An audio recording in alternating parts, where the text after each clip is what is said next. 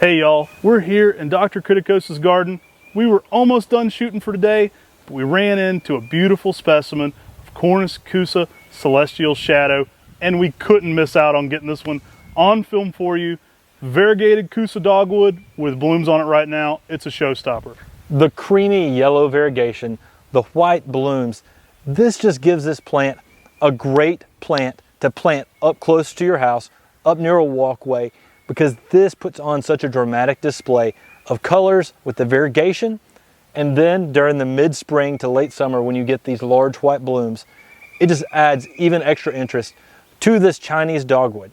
Chinese dogwoods are great because they're anthracnose resistant, they're resistant to powdery mildew, and they're very easy for people to grow, and mostly in zone 6 through 8.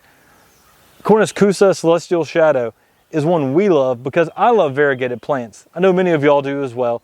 And you get a flowering plant that's variegated. We saw this yellow on green variegation. I think we got so excited to start this video, I didn't even introduce myself. I'm Matt. And I'm Tim. And we're the Mr. Maple Brothers. We get out here and do content all the time on Japanese maples, but we had to get this Chinese dogwood on camera for you.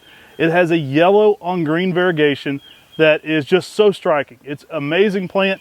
Anytime you're getting that plus flowering content, that's something that really gets us excited. And this plant is just one of those plants that just adds a lot to your landscape and garden. I mean, the fact that it makes a nice mid-sized tree, the fact that pollinators will love coming to the flowers on this plant, the fact that I love the variegation, and the fact that it's got these awesome blooms. I mean, what more can you ask for a tree? Oh wait, you know, this also is a Kousa dogwood that typically gives you really good fall colors as well. So typically you're going to get more reds in the fall out of this tree, and the part that creamy yellow can turn to more pink. So you get pink and red variegation in the fall. Wow, right? Yeah, it's an amazing tree. Now in zone 6 and 7, this tree can handle a good bit of sun. In that zone 8 setting, you may want to be giving this one more late day shade to protect that foliage.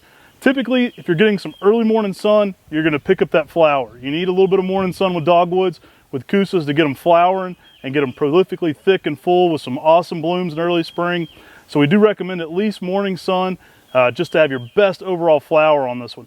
Now, the foliage and the variegation is equally as striking even when those flowers are done. So this is a plant that's going to give you something amazing for a Kousa dogwood, even out of bloom, because the foliage is so crisp and clean. It has a very unique green eye to a yellow border with this one. It's a very crisp look. It's very, very nice. I love it for that. I think it makes the perfect backdrop for the variegated. The variegated foliage makes the perfect backdrop for the blooms. But I mean, I like the foliage of this tree every bit as much as the flower.